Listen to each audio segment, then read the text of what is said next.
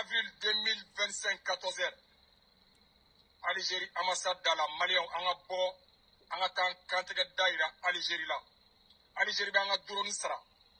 Outan Sara, Kopasega Kadouyere.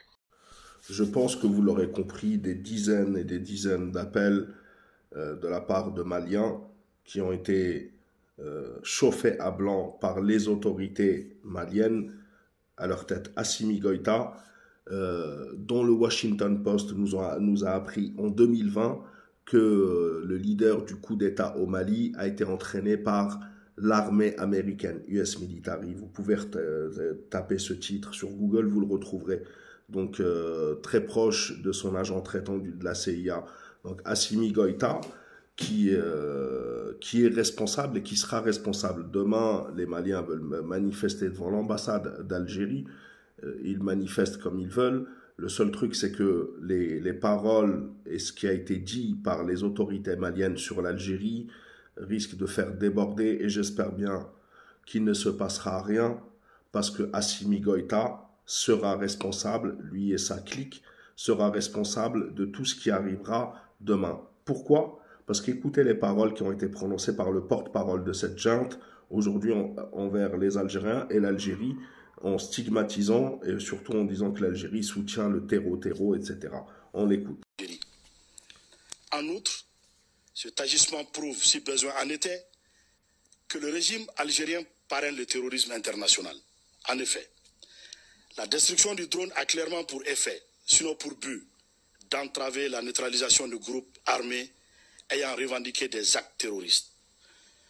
Le gouvernement de la transition, en cette triste circonstance, tout en rappelant la teneur de son communiqué numéro 64 du 25 janvier 2024 et celle de l'allocution du Mali lors de la 79e session de l'Assemblée générale des Nations unies, condamne l'attitude du régime algérien qui, en plus de servir de base arrière au groupe terroriste, s'engage aujourd'hui dans la lutte armée pour perpétrer des agressions contre un État voisin en vue de protéger ses suppôts terroristes.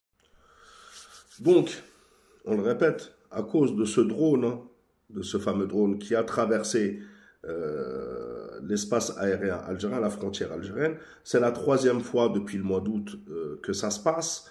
Donc la provocation est préméditée et le but c'était d'obtenir une réaction de l'Algérie. Il l'a eu. Assimi Goïta étant en échec, on va pas se mentir, économiquement, industriellement, socialement, sécuritairement, militairement, je rappelle que Tinzawatin, etc.